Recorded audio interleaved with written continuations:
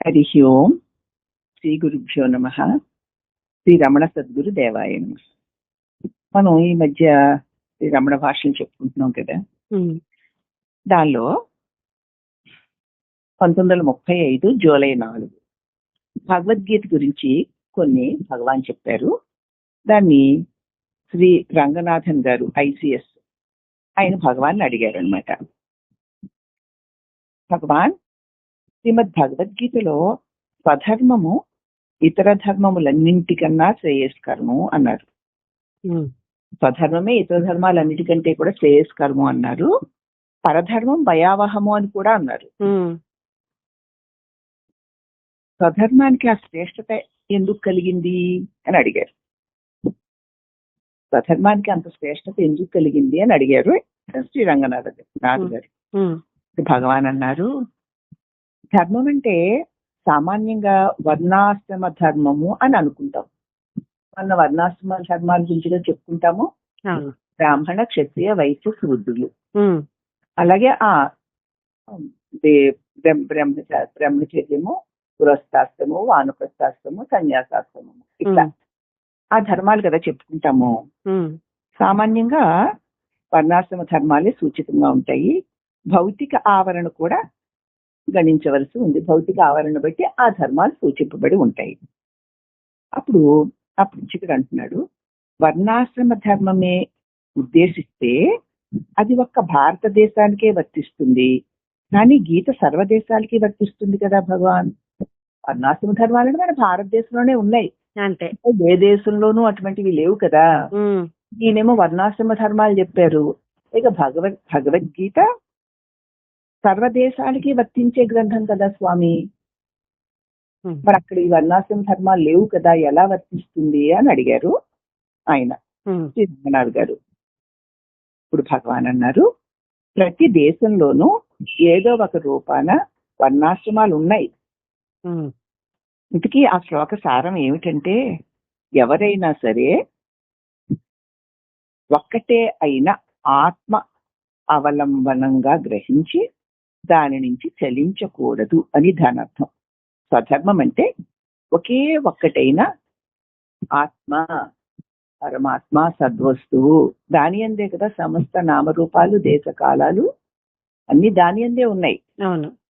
కాబట్టి ఎవరైనా సరే ఒక్కటే, ఏ దేశం వాళ్ళైనా సరే ఒక్కటే అయిన ఆత్మ, ఆ దేశం వాళ్ళకి ఈ దేశం వాళ్ళకి ఏ దేశంలో ఒకటి, ప్రపంచంలో సకల భువనాలలోనూ ఉన్నది ఒకే ఒక్క పరమాత్మ.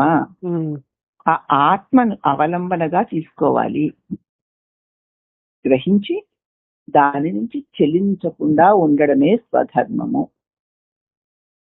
సమస్త లోకాలకు ఆధారమైన ఆ పరమాత్మని ఆలంబనగా గ్రహించి దాని నుంచి చెలింపకుండా ఉండడమే స్వధర్మము అన్నారు. అర్థమైందా? స్వధర్మం అంటే స్వ అంటే స్వత్వమైన, అంటే ఆత్మదైన. పర అంటే ఇతర, అనాత్మకు చెందినది. ఆత్మధర్మాన్ని నీ స్వరూపమైన, నీకు ఆధారమైన ఆత్మనే, ఆత్మదే అయినది స్వధర్మము.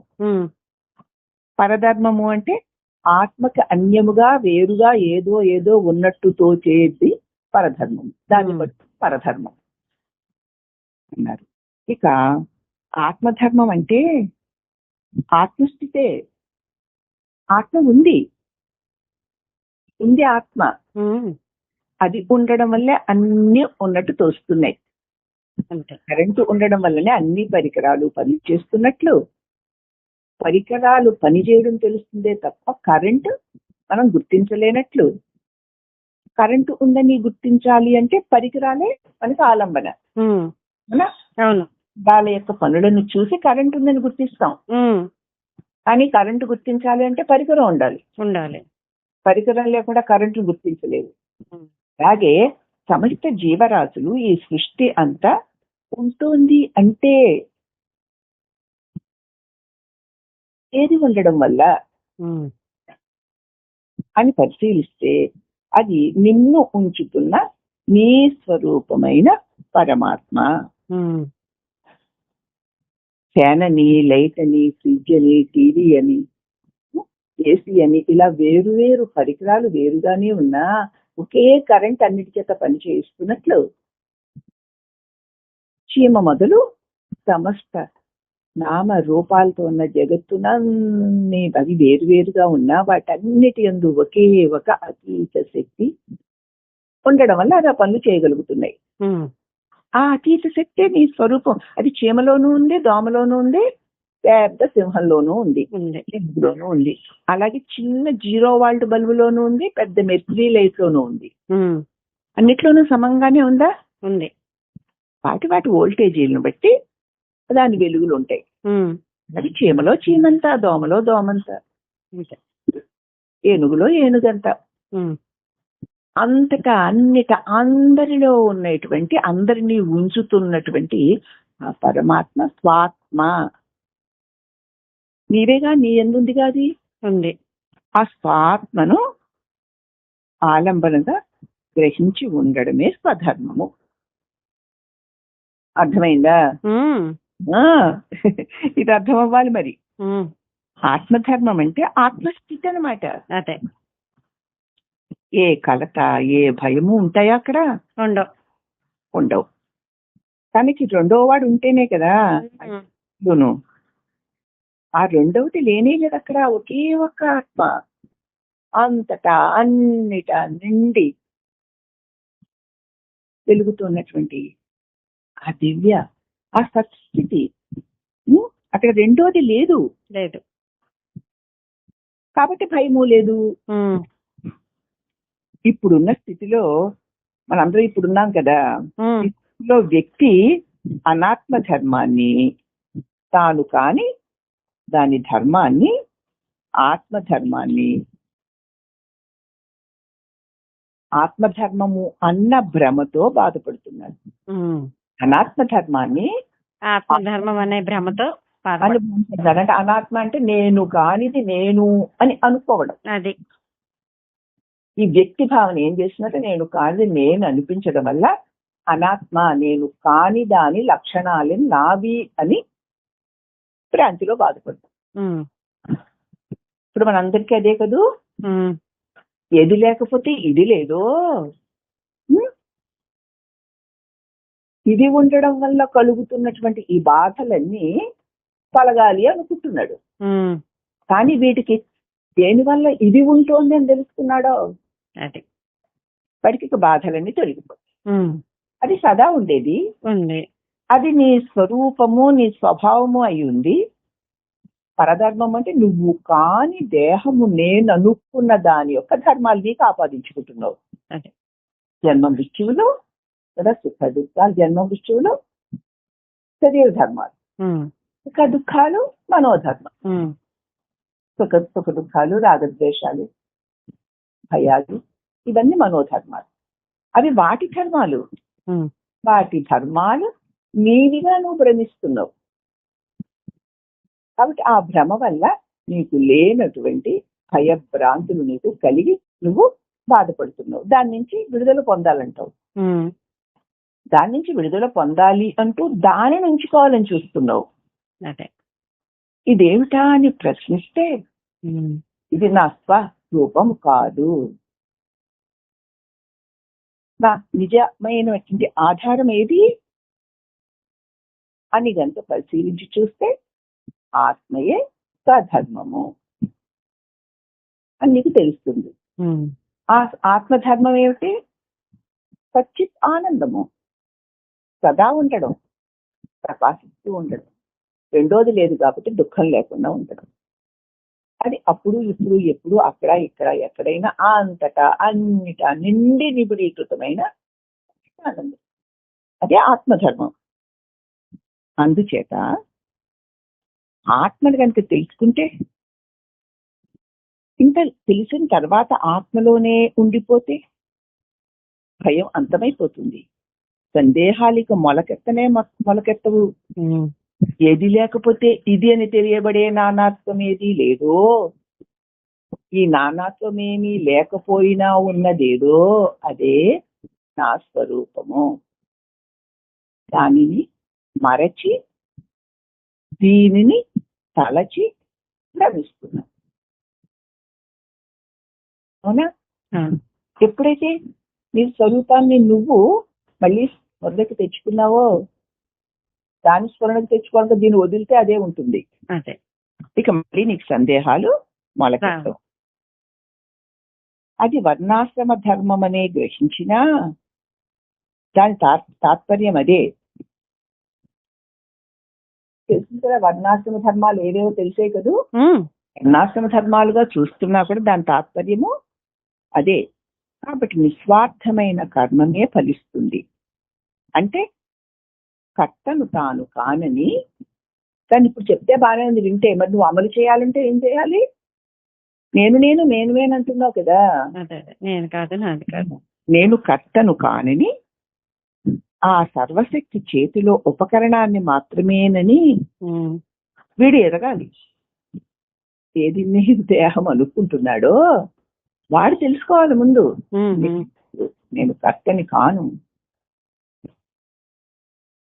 అని తెలుసుకోవాలి. ఆ సర్వశక్తి చేతి ఒక పరికరమును మాత్రమే అని వాడు ఎరగవలాలి. సర్వము ఆ మహాశక్తి చేయని,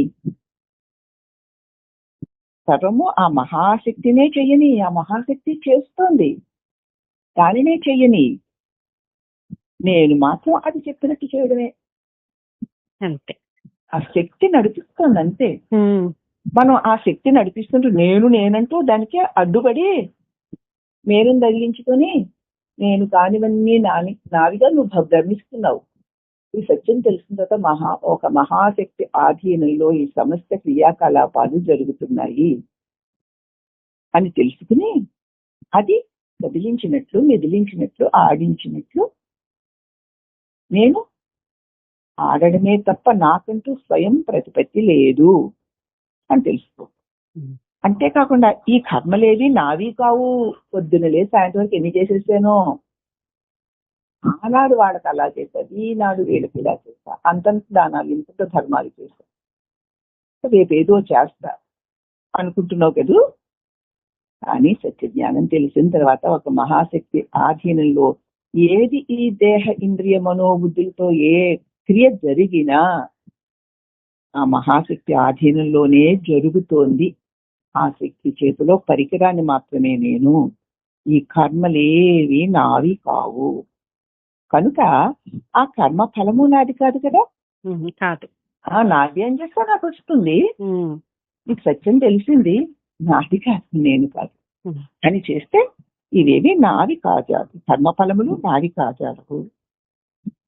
తలపులు, చర్యలు ఇటువై ఉన్న ఇటువంటి తలంపులు, ఇటువంటి పనులు చేస్తున్నావు, నేను కాదు, నాది. మనసులోని అంతఃకరణలోని తలంపులు, దేహంలోని వ్యవహారాలు ఇవన్నీ కూడా ఆ మహాశక్తి ఆధీనంలో కరెంటు కనెక్షన్ లో ఆ పరికరాలు పనిచేస్తున్నట్టు ఆ మహాశక్తి యొక్క శక్తి ప్రసరణలో ఈ దేహేంద్రియ మనోబుద్ధులు పనులు చేస్తున్నాయి అన్న తలంపులు, ఈ క్రియలన్నీ కూడా ఆ మహాశక్తిదే అన్నటువంటి చర్యలు ఉంటే నీకు పొద్దున్న లేచిన మొదలు పడుకునే వరకు మనసులోని ఆలోచనలు కానీ శరీరంతో చేయబడి ఏ పని అయినా సరే, లేవడం, మొత్తం గడుపుకోవడం, స్నానం చేయడం, తినడం, నుంచోవడం, కూర్చోవడం, బట్టలు ఉతకడం, ఏవో పనులు, ఇవన్నీ ఆఫీస్ పనులు, ఉద్యోగాలు చేయడం, ఇవన్నీ కూడా ప్రతి వ్యక్తి నేను చేస్తాను అనుకుంటున్నాడు. కాదు, ఆ మహాశక్తి ఆధీనంలో అని తెలుసుకుంటే నీ తలంపులు ఆ మహాశక్తి ఆధీనంలోనే, నేను కాదు, నాది కాదు. చర్యలు కూడా నీదే, నువ్వే అనేటువంటి చర్యలు అయి ఉన్నప్పుడు ఇక కష్టం ఎందుకు ఉంటుంది? ఆ శక్తే కదా అన్ని చేయించుకుంటోంది. నువ్వు ఒక పని చేస్తూ ఆ శక్తి లేదు, నేనేపోతున్నాను అనుకుంటున్నావు, అనుకున్నా ఆ పని చేస్తున్నావు. శక్తి లేదంటావు, మరి పని ఎట్లా చేస్తున్నావు? ఆ శక్తే చేయిస్తుంది అని తెలుసు. శక్తి లేదని ఎలా అంటావు? ఒకవేళ శక్తి లేక అదే పడేస్తుంది. అదే, నువ్వేం పడిపోక్కర్లా, అయిరాబోయే మంచం మీద. దేహం నేను అనుకుని తాదాత్మ్యం వల్ల అలా అయిపోతుంది. అందుకే నీకు శక్తి లేదు అని అనుకున్నప్పుడు కూడా చేయిస్తూ ఉంటుంది కదా. నిజంగా శక్తి లేనప్పుడు అదే పడేస్తూ ఉంటుంది. నేను లేచాను, నేను పడుకున్నాను అనుకుంటావు నువ్వు, నేను రెస్ట్ తీసుకుంటున్నాను అనుకుంటావు, అనే కాదు. కాబట్టి ఈ రకంగా ప్రతిదీ ఆ మహా దివ్య పరాశక్తి ఆధీనంలో జరుగుతున్నాయి. ఇక్కడ నేను నాది ఏమీ లేదు అన్న తలంపులు చర్యలు ఉన్నప్పటికీ నీకు కష్టం నీకు ఎక్కడి నుంచి వస్తుంది? ఇది వర్ణాశ్రమ ధర్మమా, ఇది లోక ధర్మమా అన్నది వ్యర్థవాదం కదూ. అంతే. ధర్మం అయితే నీకేమిటి? నువ్వు ఏ ఆశ్రమంలో ఉంటే ఏంటి, ఏ ధర్మాన్ని ఆచరిస్తే ఏంటి, అది నువ్వా చేస్తున్నది? చేయిస్తున్నది నువ్వు కాదు, చేస్తున్నది నువ్వు కాదు అయినప్పుడు అది ఏదైతే ఏంటి? ఇక ఇది వర్ణాశ్రమ ధర్మం అంటారా, లోక ధర్మం అంటారా అన్నదంతా వ్యర్థం కదూ. అంతే.